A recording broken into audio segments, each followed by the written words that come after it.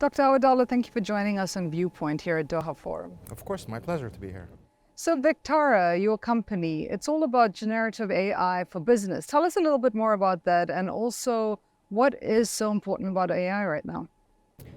I'll start with what's important about AI right now and why all of this excitement around AI is we finally figured out how to build AI systems that understand human language in the same way that we do. And that's something that has been evading us for the last, ever since computers were made. So for the last decade, for the last century, I apologize. We're trying to figure that out. And now we have that. We have systems that can understand us just the way we speak. And that changes everything. We have been trying to evolve software in a way to make it easier for consumers to use the software. And we had some inflection points in the past, like Windows 95 with the mouse and a menu, and then the iPhone and touch screens with our fingers, swipe right, swipe left, and swipe up and swipe down. And these were okay for the simple tasks. But imagine a very hard task. For example, imagine you have a picture. If you took your family and one of your kids is missing from the picture, and you want to add them back in the picture using Photoshop or something. That's very hard to do. That's a multi-step task. You have to go read documentation, maybe you see a couple of YouTube videos on how to do it until you can do it. Now you can just tell the software. You will be able to just tell the software, oh, my son is missing, add him back. Or I'm upset with my son right now, remove him from the picture, right? You'll be able to just express what you want. And that will open up consumption of software to every human being under the sun. And this is really what makes us all super excited about this. It will allow all of us to be super at almost any task we choose. One of the examples I love about AI, there's many people say, oh, we're afraid of AI, we would never use AI, AI is for other people. And then I will ask them, have you used Google Maps in the last month? And everybody raises their hand up, yes, we have used Google Maps. Have you listened to Google Maps when I told you go right, go left to make it your destination? Say, yeah, we listened to it. It's like, who do you think is letting you that? Think that's a human being sitting at Google telling you this? No, that's AI that's figured out the right way for you to be going. And here you are trusting it completely to guide you through that journey. And that's going to happen for every single task. So what Vectara does, to go to the other part of your question, we have an AI system that is based on this notion of understanding language that now allows many organizations to plug that into what they do, but do it in a way that is trusted for a business. So a very quick example, one of our customers is a company called SonuSim.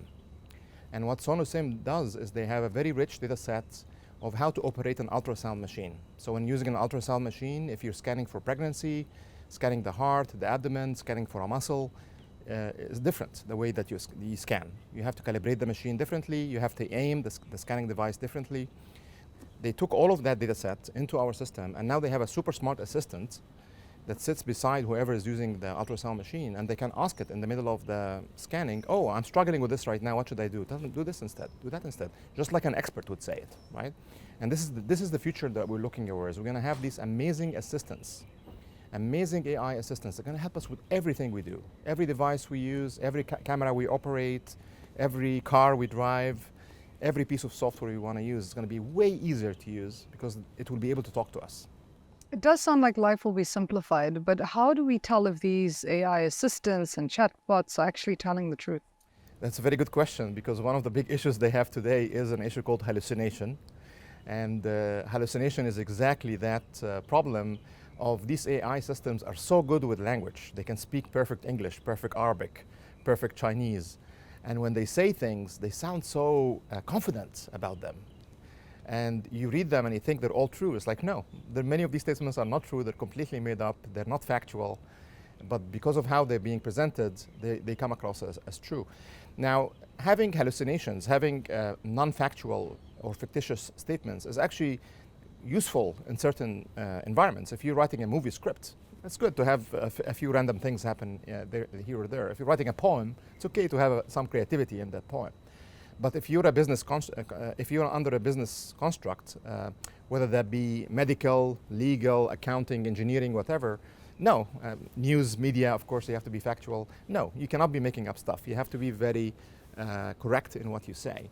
And that's one of the key problems that we as an industry right now are working on, because these AI systems do every now and then introduce this concept of a hallucination. So one of the things that our company built is we built an AI that can fact check AI. Just like how media organizations have fact checkers that check the facts before a reporter can report on them. So that fact checker AI looks at the output of the AI system and then validates it back against a well-known set of facts and then highlights, oh no, these statements are correct, these statements we're not sure, and these statements we know are not correct. Right? So this way we can work towards making sure that output is completely factual in nature. With so much disinformation on the internet now, how long do you think it will take to build this flawless model? So that's a different problem. So the disinformation on the internet, in my opinion, comes from us, from humans, not from AI.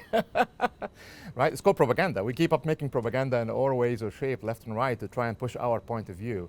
So I don't see AI as being the salvation when it comes to that. I do see having more policies around checking everything we say and having validations around what's being said in a more democratic way as the way out of that. And I think Elon Musk in Twitter is trying to do that right now, where for some of the, I can't remember the name of the fact-checking system they have in place, where they allow some of the audience of Twitter to say, oh, this is not a correct fact, right? Call you on it. And then becomes visible that this is not a correct fact, this is a right fact. So I think solutions like that are the most likely way to quash misinformation at a global scale. Again, because it's us that make this information, not the AI. The AI can help us make it quicker, because I can very quickly make a video of you saying that information even though you did not say it, leveraging AI, and I can say a lot more versions of it. But at the end of the day, I am the one, like human operating that AI is the one who is purposely injecting the disinformation into the system. What is the actual risk of business owners using AI that's not precise or accurate? The risk is huge. I mean, it depends, of course, on the industry. But for example, there's this very famous story from earlier this year where a lawyer in the U.S. leveraged ChatGPT to come up with his case, right, for defending for a defense case. And he went up and submitted that brief to the judge, and the judge went through the brief, and a number of the citations of prior cases were all made up by the AI completely, right? And of course, what happened to that lawyer, he got fired, right? He lost his job because of that. Imagine if this same thing happens with diagnosing a disease, or with building a bridge, or with creating a government policy. The repercussions can be huge. So we absolutely need to have, if we are going to be using AI to truly do our work, meaning to be part of our workflow, we can't have it making up stuff, period. It needs to be factual always in nature. And with regards to, these wonderful tools that are now available to us and are developing at a rapid rate, there's still the digital divide. So marginalized communities and different countries who don't have access, how are they going to be at a disadvantage? And what can we do to combat that? Yes, that's an excellent point. I'm very concerned about it myself. Many of us are. So OpenAI is one of the leading companies around AI. And they were truly open in their earlier years, where everything they were building, they would publish the source code, meaning make it open source so others can access it. They would publish the papers so others can see how it works and build similar systems. But starting with GPT-4, they stopped doing that, right? They're keeping it completely closed right now. They're even limiting its use in some countries. So OpenAI, for example, you cannot use it in Saudi Arabia or Egypt. You're not allowed to use OpenAI if you're in Saudi Arabia or in Egypt. There is no clear official reason from them why they're doing that. So they are no longer open. So that's very scary. However, the good news is there is many other great open options that came up to fill their place. So Meta, the company behind Facebook, they are now very respected in the AI community because they released one of the most powerful open source large language models. It's called Llama. And many of us were very, very impressed by that, and they continue to release other ones. There's another company in the UK called Stability AI. And Stability AI, their mission is exactly that. We need to create open source models so that every country can take that model and customize it for itself. Because the AI needs to be customized on a per country basis. The traditions of that country, the laws of that country, the culture of that country need to be reflected in what the AI is saying. So they allow you to do that by making it an open source artifact. And some countries here in the Gulf actually are becoming a lot more active in the AI space. So Emirates, they released a model called Falcon. Falcon is a very large model, or very capable model. Again, they released it as open source. So I think that's the answer. The answer for how to neutralize the advantage of AI from being held by just one or two companies or one or two countries is by contributing more to open source. We are a very big believer in that. In fact, our hallucination evaluation model, which does this estimation of whether something is made up, factual or not, we released that also as open source because we believe in that. And what do you have to say about this privacy paradox that's so important? You know, at the same time, we want our information personalized, but then we also want to be protected and our information to be protected. Yes. Excellent question. So that is not an AI specific question, that's a data question in general. Like even social media companies, they have to handle, any company that's doing business with consumers has to be conscious of that. And the right answer to that is exactly regulations from governments. The governments need to have very clear regulations. When you as a company are collecting data from a given customer, what are you giving back to them as value in exchange for them giving you that data, and what are you using that data for? Being very transparent about what you're using it for. So one of the best examples of that is GDPR in Europe, which sets very clear guidelines on what data can be used for, protects the rights of the consumers, make sure you're opted in, you know when your data is it's not, you have to specifically agree that you're okay for your data being used in that way or shape or form. So as long as we carry these regulations forward to the world of AI, I think we're going to be okay. So the key lessons there is transparency. You have to be transparent in how the data is being used, and exchange of value. You cannot be taking my data and not giving me value in exchange, right? So, for example, Facebook takes our data. Like we're giving Facebook tons of data, right? Why are we doing that? Why we're doing that because in exchange we're getting back value, which is they're connecting us with our community to see what our community is talking about, allowing me to share with my community and vice versa.